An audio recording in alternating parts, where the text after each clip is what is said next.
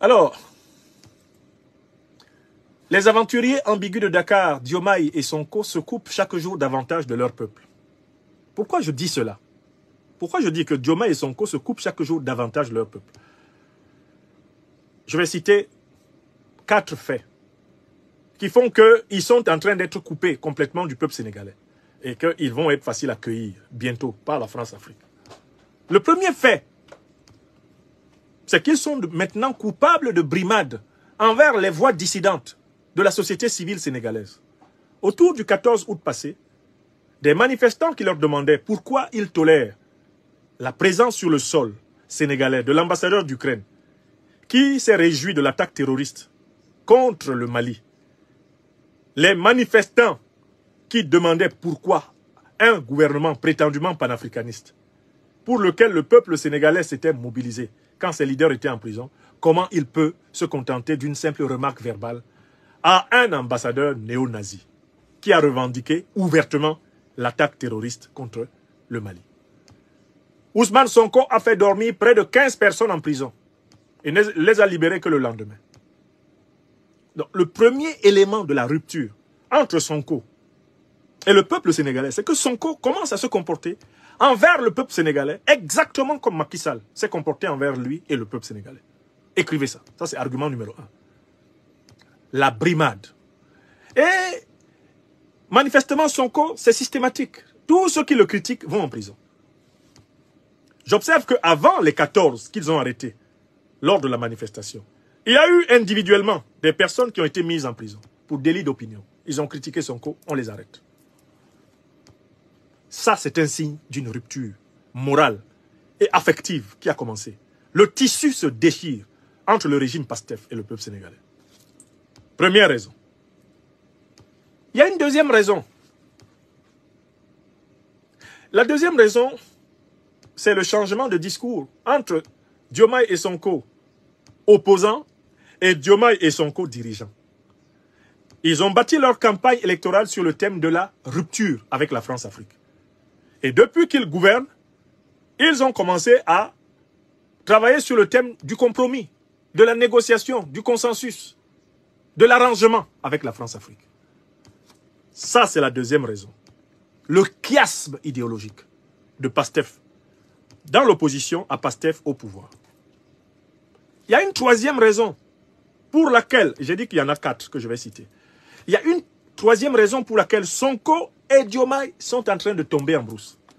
C'est que leur discours politique devient illisible.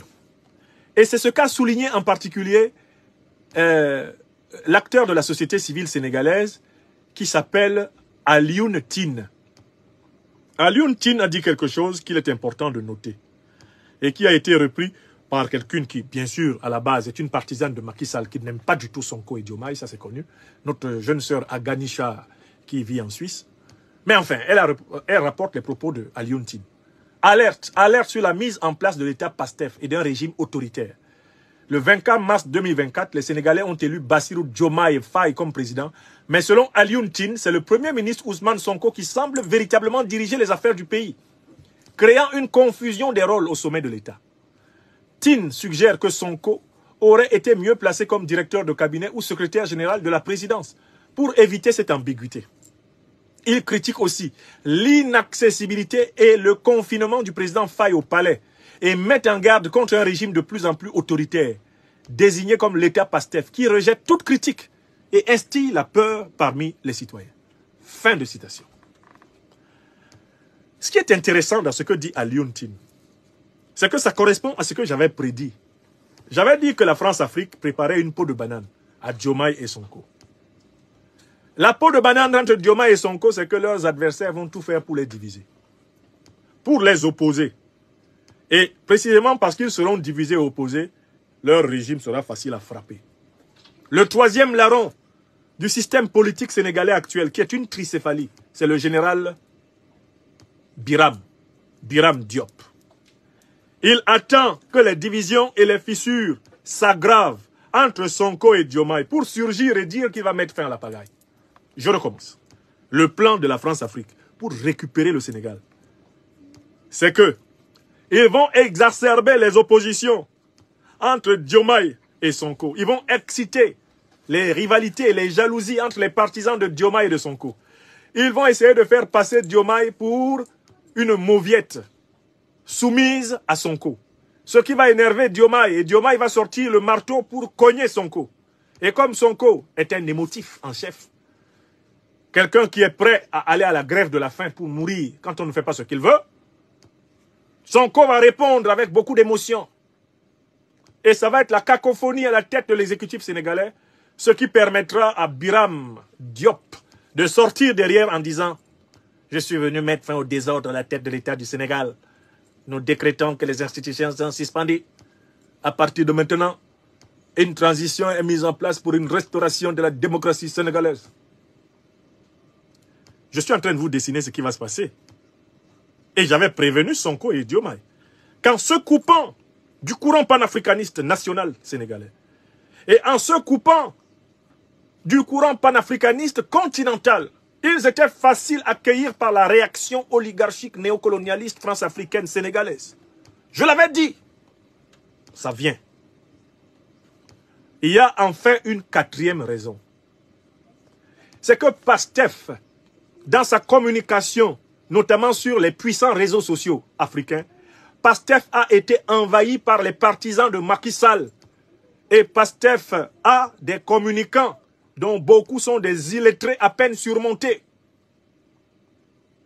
Ils sont en train de transformer la communication de Pastef en un tas d'immondices. Par exemple, des gens qui parlent au nom de Pastef se permettent d'insulter le papa et la maman des gens. Un parti de gouvernement ne peut pas avoir des militants qui s'attaquent à l'honneur des parents. Dans l'éthique africaine, on n'insulte pas les parents des gens, même quand on n'est pas d'accord avec eux.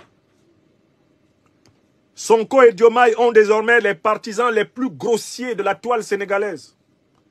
Et je soupçonne Macky Sall d'avoir envoyé certains de ses loustiques jouer à être des sonkoïstes et des diomaïstes pour insulter davantage, afin que ce soit mis sur la tête de Sonko et de Diomaye que ce sont des dirigeants de hordes d'individus grossiers, d'individus creux, d'individus d'une banalité affligeante, d'individus merdiques. Et tout ça est en train de s'accumuler sur la tête de Sonko. Des gens qui se présentent comme des partisans de Pastef utilisent désormais la terminologie élaborée par la guerre informationnelle française contre les panafricanistes.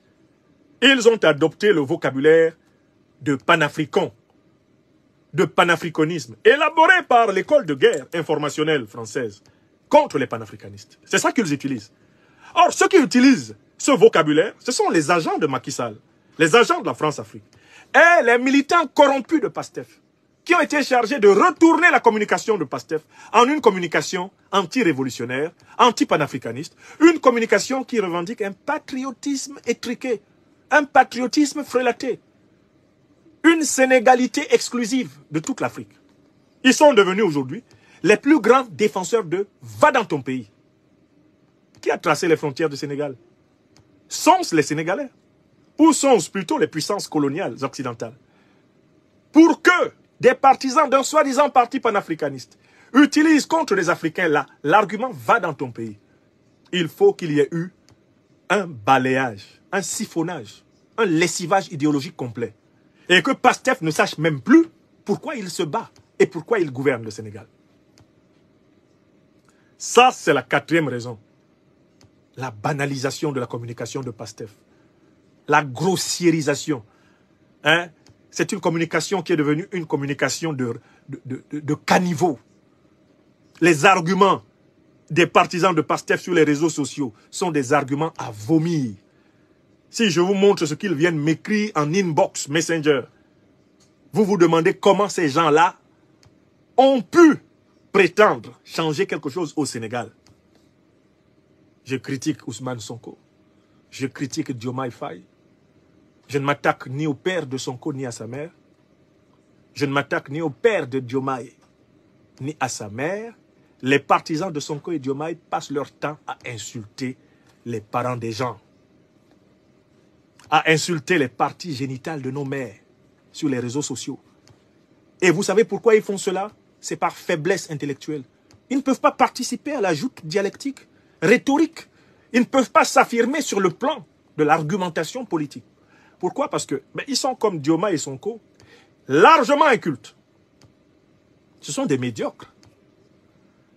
Le débat sur le panafricanisme entre Sonko et Kémy Séba, sur une chaîne de télévision sénégalaise, a révélé l'analphabétisme idéologique de Sonko. Oui! Allez regarder le débat. Vous verrez que Sonko a pu prétendre que les défenseurs de l'apartheid en Afrique du Sud étaient des potentiels panafricanistes. Oui! Ah, le panafricanisme, c'est pour tout le monde. Ceux qui dominent en Afrique du Sud, le parti qui est au pouvoir, et puis les résistants, tout le monde est panafricaniste. Quant à Bassirou Diomaye Faye, tout le monde sait que si, chez nous à Yaoundé, Bassirou Diomaye Faye fait partie des gars pour lesquels on a élaboré une phrase. À la fac, les gars qui étaient très faibles, ils copiaient tous les cours sur un tout petit document, un petit caractère, pour tricher lors des examens. Et ce document, dans lequel le cours était copié en tout petit, tout petit, tout petit, parce que facile à dissimuler dans les chemises, dans les pantalons, dans les jupes, on appelait ça le bordereau, le bord. Et donc, les tricheurs avaient une devise, c'était l'homme n'est rien sans son bord. Mettez Diomaye sans un document devant une assemblée, mais vous allez entendre des énormités toutes les 2-3 minutes. Dans la construction rhétorique, la construction syntaxique, dans la maîtrise des références, des catégories théoriques de l'agir politique. Diomaye, je le regrette, il est le président des Sénégalais, mais il est dans l'histoire des présidents de la République du Sénégal le plus inculte. Il n'y a jamais eu avant Diomaye un président inculte à la tête du Sénégal. Je vous le dis aujourd'hui, les pastéfiens, Diomaye, c'est un président inculte. C'est ça qui fait peur. Et quand on dit que Diomaye se tait, je dis que c'est la meilleure solution. Parce que Diomaye, il n'en a pas assez dans le casque. C'est peut-être un bon inspecteur des impôts, mais pas plus. Ne lui demandez pas de parler, parce que s'il parle, on va pleurer. Senghor, on peut le critiquer. Il était cultivé. Abdou Diouf, on peut le critiquer. Il est cultivé. Maître Abdoulaye Wade, Wallahi Bilaye, on peut le critiquer, il est cultivé. Mais à partir de Macky Sall, la culture a commencé à s'effondrer. Mais même Macky Sall, il est plus cultivé que Diomaye. Wallahi Bilaye Talaye. Je n'aime pas Macky Sall, hein. Je ne lui ai rendu aucun service. Je l'ai combattu, parce que c'était un bourreau du peuple sénégalais. Mais voilà, au niveau culturel, Macky est au-dessus. Je sais que les partisans de Sonko n'aiment pas la vérité. Ils vont insulter encore mon père, ma mère, ma grand-mère, mes ancêtres, mes aïeux. Ils vont insulter. Ils vont contracter des dettes cosmiques. Ils vont contracter des baffes cosmiques, des gifles cosmiques. Parce que vous ne savez pas à qui vous vous attaquez quand vous insultez les parents des gens. Vous ne savez pas quel est leur classement dans le monde ancestral. Vous contractez des gifles comme ça. Après, quand il vous arrive des choses, vous vous étonnez. Mais je vous dis la vérité aujourd'hui. Si le président Diomaye ne parle pas beaucoup, c'est parce qu'il n'a rien à dire. Et que c'est un homme qui ne parle qu'avec son bord. C'est un homme qui n'est rien sans son bord. Il faut son bordereau. Regardez-le quand il tente d'improviser dans les allocutions après les audiences. Chez les présidents, en Côte d'Ivoire, au Mali ou au Burkina Faso. Vous n'avez pas vu comment il est perdu chaque fois qu'il lève la tête de son papier? Dès qu'il lève la tête de son papier, il pond une faute de français. Dès qu'il fait comme ça, une faute de français sort, comme une grenouille. On dit, le Sénégal des grands maîtres de la langue officielle française. Le Sénégal de Senghor, le grammairien. C'est là-bas qu'il y a un président, il parle 5 minutes, il pond au moins 5 fautes, une par minute. C'est une cadence de pondaison affligeante. Donc, si Diomaye se tait, ce n'est pas parce que Sonko l'écrase, c'est parce que Sonko est beaucoup plus loquace que Diomaye. Il est un peu plus cultivé que Diomaye. Il est un peu plus fluide que Diomaye. Même si lui-même Sonko, quand on le secoue comme Kémy Séba l'a secoué, on se rend compte qu'il y a des bruits de creux. Vous comprenez? Donc soyons honnêtes. Ils sont en train d'accumuler les cendres qui vont les conduire à la perte du pouvoir, peut-être même avant la fin du mandat. Et ils n'auront que leurs yeux pour pleurer. Parce que les panafricanistes ne seront pas avec eux. Le peuple sénégalais ne sera pas avec eux. La prochaine fois qu'on va les prendre pour les amener à Cap Manuel, personne ne va se plaindre. Je les préviens. Leur aventure ambiguë, elle va finir comme elle a commencé, au point de départ. Qu'ils fassent très attention. Mandela est allé en prison, c'était pour libérer son peuple. Il a fait 27 ans. Vous avez fait à peu près 2 ans. Mais en fait, vous êtes sortis pour emprisonner votre peuple. Attention. On ne fait pas la prison politique pour emprisonner son peuple. Si on doit faire la prison politique, c'est pour libérer son peuple. Et vous, vous êtes en train de tordre tout le sens du sacrifice que vous avez consenti pour le peuple sénégalais. Vous êtes en train de trahir le combat. Et ça se voit dans le comportement grossier de vos partisans, qui ne donnent de Pastef rien de reluisant, aucune image positive. Quand on a le pouvoir, on a l'élégance de la bienveillance. Pourquoi? Parce qu'on possède la puissance. Celui qui est puissant doit être bienveillant. Il en a le luxe, puisqu'il peut agir contre ses amis et contre ses ennemis. Alors c'est l'occasion pour lui de transformer la puissance en une force morale et d'obtenir la conviction par sa modération. Le pouvoir s'exerce avec modération. Mais une modération rythmée par la vérité et la justice. Et la solidarité et non pas l'hypocrisie et le mensonge. Mes chers amis, voilà ce que je voulais vous dire à propos des aventuriers ambigus. Que Diomaye ne parle pas, c'est plutôt bien. Parce que quand il parle, il produit des calamités. Quand il parle, il nous dit que Ouattara est un grand démocrate et un agent de stabilité. Quand il parle, eh bien, il pond des énormités à grammaticales, à stylistiques, à rhétorique, à syntaxique. Il fait peur pour un président du Sénégal. Nous n'avons pas été habitués à cette gaucherie verbale au sommet de cet État. Le peuple sénégalais compte en son sein quelques-uns des plus grands lettrés que l'Afrique ait jamais eus. On est toujours choqué quand le chef de l'État du Sénégal aujourd'hui parle et que les élèves, même de CM2, d'une bonne école primaire du Sénégal, pouffent de rire en disant « il a encore frappé ». Waouh, il a encore frappé. Oui, il frappe tout le temps quand il parle. Donc je comprends son silence et son émotion.